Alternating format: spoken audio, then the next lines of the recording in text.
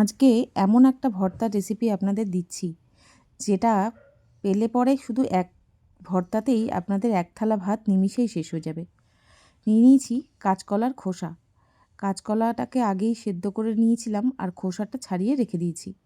সেদ্ধ করা কাঁচকলার খোসাকে ছোট ছোট টুকরো করে কেটে এবার মিক্সিং জারে কিন্তু আমি নিয়ে নিয়েছি। একদম পেস্ট করে নেব। এবার কড়াতে সামান্য একটু তেল দিয়ে দিচ্ছি 1 চামচ মতো কালো জিরে। কালো জিরেটা একটু পুড়ে গেলে দিয়ে দেব এই 8-10 কোয়া মতো রসুন।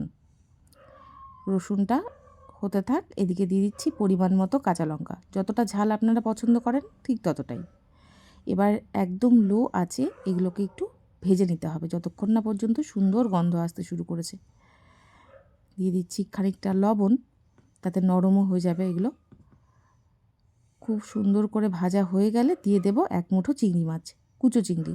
আপনারা চাইলে এখানে বড় চিংড়িও দিতে পারেন, সেটা আপনাদের পুরোপুরি ইচ্ছে। এবার এটাকেও একদম মিডিয়াম ফ্লেমে এই মিনিট 3 মতো ভেজে নেব। একটু হলুদ দিয়ে দিচ্ছি, অল্প হলুদ দিয়েছি কিন্তু আমি এখানে। এবার এটাকে আস্তে ধীরে ভেজে নেব যতক্ষণ না পর্যন্ত চিংড়ির গায়ের রং চেঞ্জ হয়ে যাচ্ছে আর খানিকটা ভাজা ভাজা হয়ে যাচ্ছে। দেখুন, এবার নিয়ে নিচ্ছি সোজা শিলপাটায়। এবার এগুলোকে আমি কিন্তু আধা বাটা করে বেটে নেব। একদম মিহি বাটতে হবে তার কোনো মানে নেই, আধা বাটা করে বাটা হলেই হবে। এবার ওই কড়াতেই আরও খানিকটা তেল নিয়ে দিয়ে দিচ্ছি একটা পেঁয়াজ। একটু বড় সাইজের একটা পেঁয়াজ নিয়ে নিয়েছি, মিডিয়াম হলে 2টো নিয়ে নেবেন। পেঁয়াজটাকে হালকা ভেজে নেব, জাস্ট রং ধরতে শুরু করবে, ঠিক সেই পর্যন্তই ভাজতে হবে।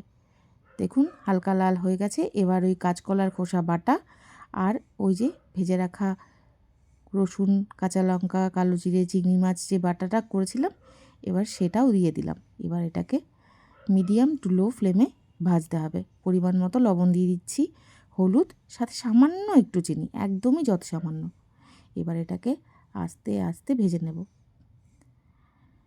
খুব ভালো করে ভাজতে হবে কিন্তু এই ভাজাটার ওপরেই কিন্তু টেস্টটা ডিপেন্ড করবে। ভাজা হয়ে এরকম কড়ার গা যখন ছেড়ে দেবে, ব্যাস গরম গরম এক থালা ভাত নিয়ে বসে পড়ুন, নিমিষেই দেখবেন উধাও হয়ে যাবে। একবার অন্তত ট্রাই করবেন।